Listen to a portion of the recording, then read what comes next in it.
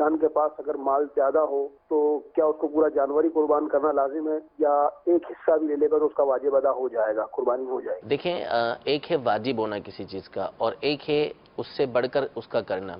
تو جو واجب ہے وہ تو صاحب نصاب کے اوپر ایک ہی حصہ واجب ہے۔ ٹھیک ہے، اب ایک حصہ یا تو وہ بکرے کی صورت میں کر لے، بکری کی صورت میں کر لے، یہ اس کو اجازت ہے۔ یا جو بڑا جانور ہے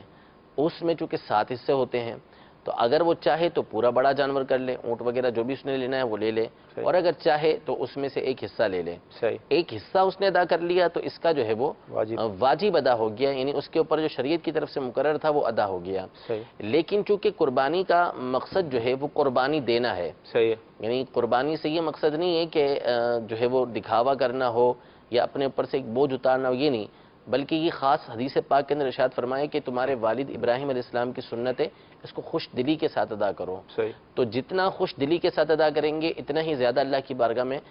اس کا ثواب ہمیں ملے گا۔ تو جانور اگرچہ کہ ایک حصہ بھی اس میں آپ کر سکتے ہیں بڑے جانور کے اندر، لیکن اگر آپ پورا جانور کریں اور اچھا فربا جانور کریں گے تو یہ قیامت کے دن اتنا ہی زیادہ آپ کے لیے مفید ہوگا۔ صحیح، نبی کریم صلی اللہ علیہ وسلم نے جو ہے وہ 100 اونٹ نحر فرمائے تھے، یعنی اتنا موجود تھا تو آپ نے جو ہے وہ نحر فرمائے، 63 اپنے ہاتھ سے اپنے نحر فرمائے، باقی جو ہے وہ حضرت سیدنا علی رضی اللہ تعالیٰ عنہ نے نحر فرمائے۔